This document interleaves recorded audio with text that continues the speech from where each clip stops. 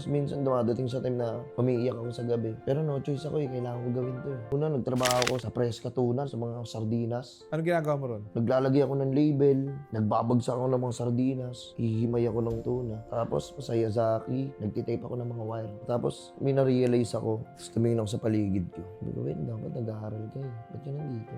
Di ba, okay lang yan. Darating, bigyan ka ng spotlight ni Lord. Pero naiintindihan ko Kasi wala kayong pera. Opo, naiintindihan ko pa yung sitwasyon namin Bukod doon sa Yasaki Torres, Nag-ano po ako, nag-time zone.